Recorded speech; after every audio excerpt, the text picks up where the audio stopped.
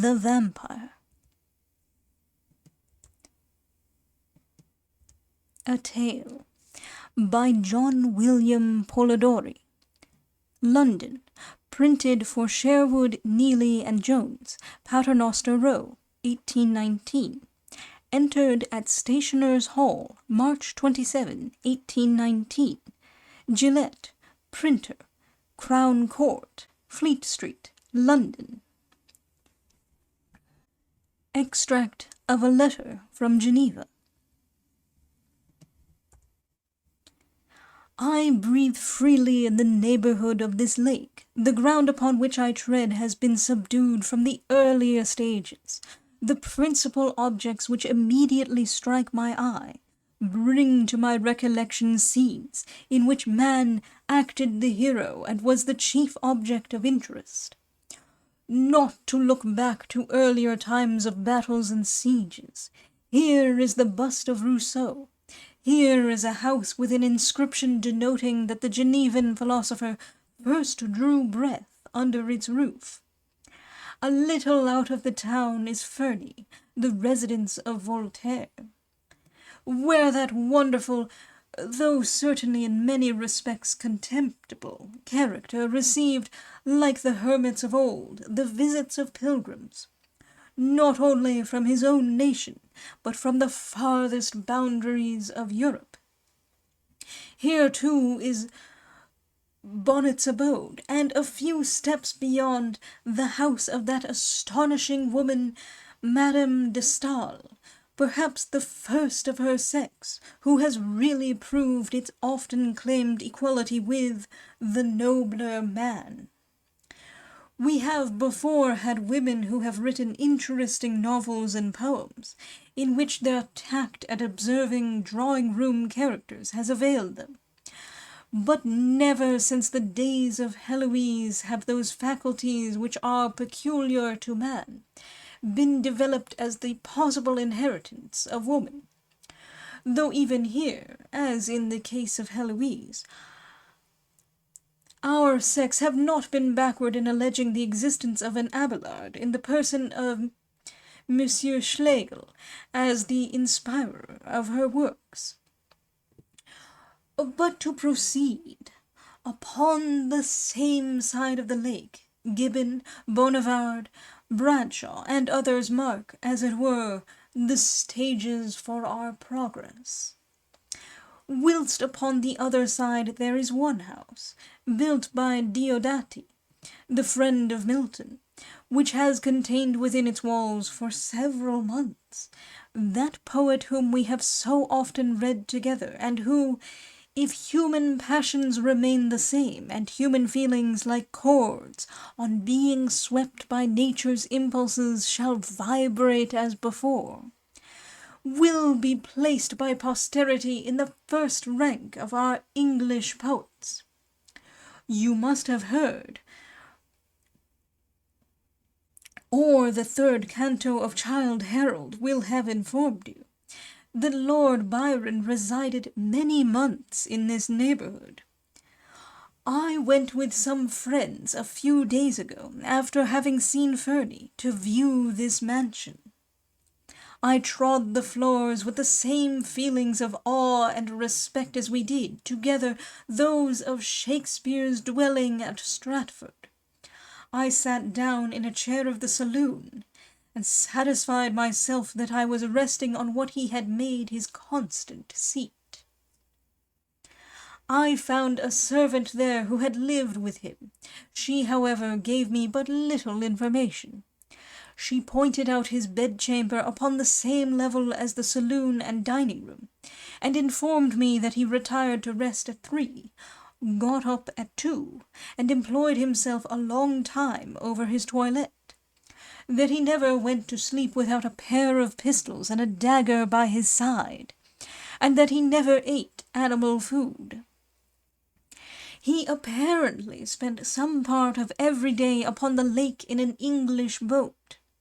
There is a balcony from the saloon which looks upon the lake and the mountain Jura, and I imagine that it must have been hence he contemplated the storm so magnificently described in the third canto. For you have from here a most extensive view of all the points he has therein depicted.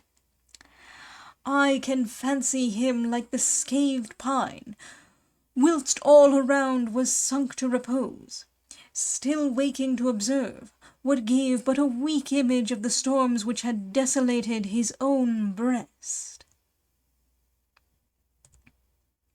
The sky is changed, and such a change, O night, and storm and darkness, ye are wondrous strong, yet lovely in your strength, as is the light of a dark-eyed woman, far along from peak to peak, the rattling crags among, leaps the lyre thunder. Not from one lone cloud, but every mountain now hath found a tongue, and Jura answers through her misty shroud, back to the joyous Alps who call to her aloud. This is in the night, most glorious night, thou wert not sent for slumber. Let me be a sharer in thy far and fierce delight, a portion of the tempest and of me. How the lit lake shines a phosphoric sea, and the big rain comet dancing to the earth.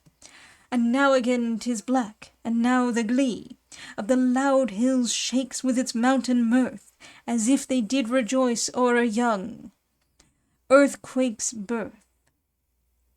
Now where the swift Rhine cleaves his way between heights which appear as lovers who have parted in haste, whose mining depths so intervene that they can meet no more, though broken-hearted, though in their souls which thus each other thwarted, love was the very roof of the fond rage which blighted their life's bloom, and then departed. Itself expired, but leaving them an age of years all winter, war within themselves to wage. I went down to the little port, if I may use the expression, wherein his vessel used to lay, and conversed with the cottager who had the care of it. You may smile, but I have my pleasure in thus helping my personification of the individual I admire, by attaining to the knowledge of those circumstances which were daily around him. I have made numerous inquiries in the town concerning him, but can learn nothing. He only went into society there once, when Monsieur Pictet took him to the house of a lady to spend the evening. They say he is a very singular man, and seem to think him very uncivil. Amongst other things they relate, that having invited Monsieur Pictet and Bonstetten to dinner, he went on the lake to Chillon, leaving a gentleman who travelled with him to receive them and make his apologies. Another evening, being invited to the house of Lady D.H., he promised to attend, but upon approaching the windows of her ladyship's villa, and perceiving the room to be full of company, he set down his friend, desiring him to plead his excuse, and immediately returned home. This will serve as a contradiction to the report which you tell me is current in England, of his having been avoided by his countrymen on the continent. The case happens to be directly the reverse, as he has been generally sought by them, though on most occasions apparently without success. It is said, indeed, that upon paying his first visit at Coppet, following the servant who had announced his name, he was surprised to meet a lady carried out fainting. But before he had been seated many minutes, the same lady, who had been so affected at the sound of his name, returned and conversed with him a considerable time. Such is female curiosity and affectation. He visited Coppet frequently, and of course associated there with several of his countrymen, who evinced no reluctance to meet him whom his enemies alone would represent as an outcast.